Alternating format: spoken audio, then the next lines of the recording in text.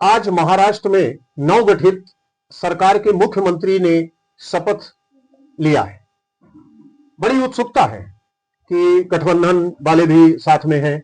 यह सरकार का भविष्य क्या होगा? आपकी ज्योतिष क्या कहती है महाराष्ट्र सरकार के भविष्य के बारे में? आदरणीय वेदांती जी, सब सर्वप्रथम मेरा प्रणाम स्वीकार करें और सभी दर्शकों को मेरा प्रणाम।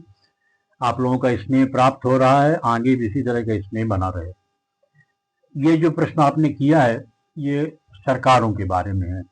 सरकार में चुने हुए जो वर्तमान में लोग होते हैं वो ईश्वरांश होते हैं, तभी उनका चयन बड़े पदों में हुआ करता है। भाग्य का वर्णन करना धर्मानुकूल नहीं है जी, क्योंकि ईश्वर के अंश का भाग्य, क्योंकि आपका प्रश्न है, ज्योतिष यहाँ पर शांत नहीं होता है, और यदि ज्योतिष शांत हो जाएगा तो फिर ज्योतिष के सिद्धांत के विरुद्ध हो जाएगा। इसलिए मैं आपके प्रश्न का अवश्य जवाब दूंगा। मैंने इस प्रश्न लग्न की कुंडली निर्मित की है जो वृक्ष लग्न की बनी हुई है। अच्छा, वृक्ष लग्न के स्वामी शुक्र भाग्य भाव में बैठे हुए हैं, अर्थात यह जो समय है, इस प्रश्न जिस विषय में प्रश्न किया गया है उस विषय के लिए उत्तम है जी, क्योंकि इसके भाग्य लग्न के स्वामी भाग्य में बैठे हुए हैं। मुख्यमंत्री ने शपथ लिया, उनका या समय का या सरकार का? प्रश्न आपने किया था कि इस सरकार का भविष्य क्या होगा जी। तो सरकार के बारे में ही अब हम आपको जवाब देंगे, मुख्यमंत्री के बारे में कोई जवाब नहीं होगा जी। सरकार के भविष्य के बारे में जो सरकार के लग्न के स्वामी हैं, प्रश्न लग्न में, वो शुक्र हैं और भाग्य भाव में विराजे हुए हैं जी। अपने मित्र और अपने शिष्य शनि के घर में। यह एक बहुत अनुकूल योग है इस सरकार के गठन में सहयोगी होने का, किंतु इसमें एक कमी भी रह गई है। उस कमी के बारे में मैं थोड़ा सा आपसे जानकारी देना चाहूंगा जी जी जी कि अष्टम भाव के स्वामी बृहस्पति लग्न में बैठे हुए हैं, त्रिक कहलाते हैं। छठवें, आठवें और 12वें भाव के स्वामी त्रिक कहलाते हैं, ये अशुद्ध भाव होते हैं जी जी। तो अशुद्ध भाव के स्वामी यदि लग्न में बैठे हुए हैं तो मारक बनाते हैं। साथ में चंद्रमा की महादशा में इस सरकार का शपथ ग्रहण समारोह हुआ है जी जी। तो शपथ ग्रहण, चंद्रमा की महादशा थी, चंद्रमा की महादशा चल रही थी। चंद्रमा इस कुंडली में तृतीय भाव के स्वामी है, वो भी मारक है जी जी जी। और वर्तमान में चंद्रमा में मंगल की दशा चल रही है। मंगल सप्तम भाव के और व्यय के मालिक है, वो भी मार्केश है। तो मार्केश की महादशा में मार्केश का अंतर और अष्टम भाव के स्वामी का लग्न में बैठे होने के कारण इस सरकार के चल सकने में परेशानियां आएंगी, मतलब व्यवधान उत्पन्न होगा।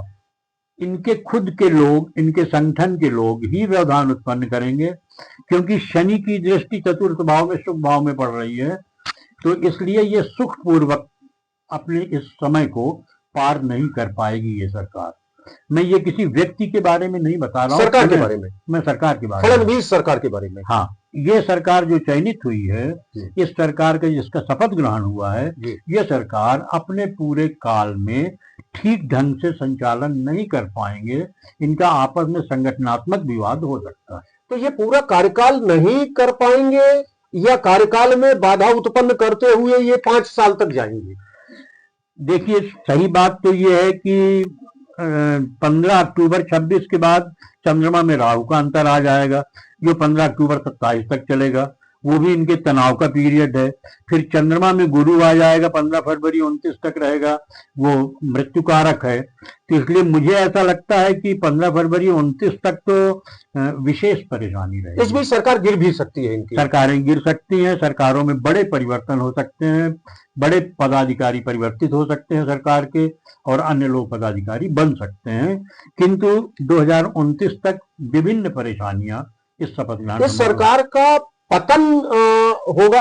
एक बात मैं आपसे निवेदन करना चाहता हूं, बीच में जैसे कि ये गठजोड़ की सरकार है, इसमें 2.5 साल की बात हुई थी, 2.5 साल फडणवीस बने, 2.5 साल बाद एकनाथ शिंदे बन जाए।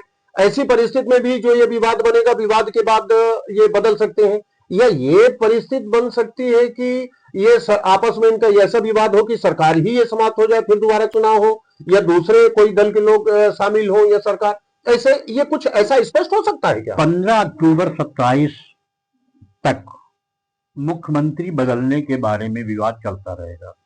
15 अक्टूबर 27 के बाद संगठन में विभिन्न अन्य लोग शामिल हो सकते हैं और अन्य लोग इनसे अलग हो सकते हैं, जिस कारण मुख्यमंत्री का चेहरा भी बदल सकता है और दल भी बदल सकते हैं, स्वरूप बदल सकता है। स्वरूप बदल सकता है।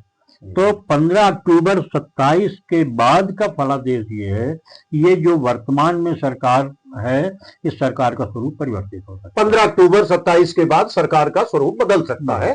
मतलब हम ये कह सकते हैं कि ज्योतिष के अनुसार आदरणीय धीरेन्द्र प्रताप सिंह जी जैसा बता रहे हैं कि 15 अक्टूबर 27 के बाद गठबंधन में परिवर्तन भी आ सकता है, दूसरे लोग आके सरकार में शामिल हो सकते हैं, मुख्यमंत्री बदल सकते हैं और सरकार का स्वरूप पूरी तरह से बदल सकता है।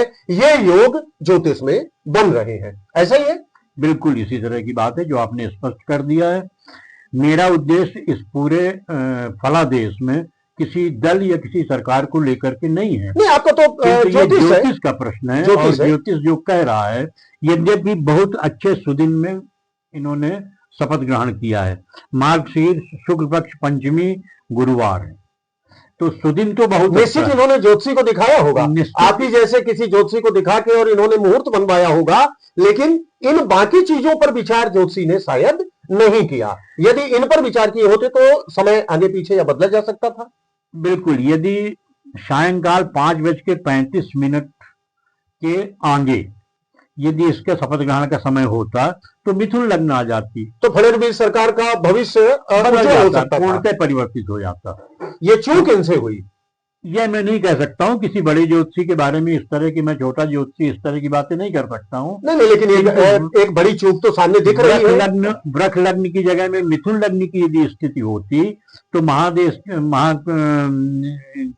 इसमें परिवर्तन हो सकता था, फलादेश में। हाँ, तो ये एक बड़ी बात हुई। और चूक तो चूक है, चाहे छोटे से हो या बड़े से हो, इसमें ऐसा कोई नहीं, ज्योतिषी कोई छोटा बड़ा होता नहीं। ज्योतिष में बहुत से विजन्स होते हैं, बहुत दृष्टिकोण होते हैं।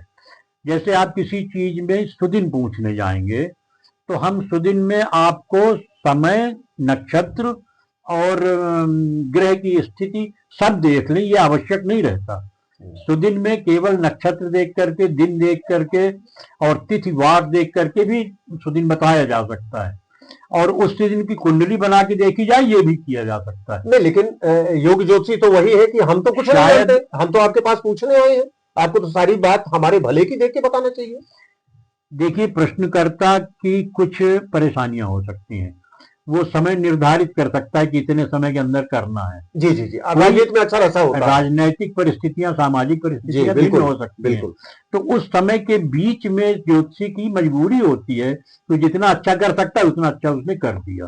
तो इसमें ज्योतिष की कोई फलादेश में कोई चूक हुई मैं ये नहीं मानता हूं, पर ये परिस्थितियों की चूक कहें या उनके प्रारब्ध की चूक कहें, भाग्य की चूक भी हो सकती है। कमी तो आ गई, उनके भाग्य में भी यदि नहीं है तो ज्योतिष और समय क्या करेगा। और मैं ईश्वर से प्रार्थना करूंगा कि महाराष्ट्र की जनता के शुभ के लिए जो भी अच्छा निर्णय ईश्वर लेगा वो अच्छा ही होगा। इसलिए इन निर्णयों से हमें आपको ज्योतिष के फलादेश के अलावा अन्य कोई चिंतन नहीं रखना चाहिए। जी। कोई भी राजनीतिक चिंतन हम लोगों का इस विषय में नहीं है। बहुत बहुत धन्यवाद। वेदांती जी प्रणाम स्वीकार करें, समस्त लोगों को मेरा प्रणाम।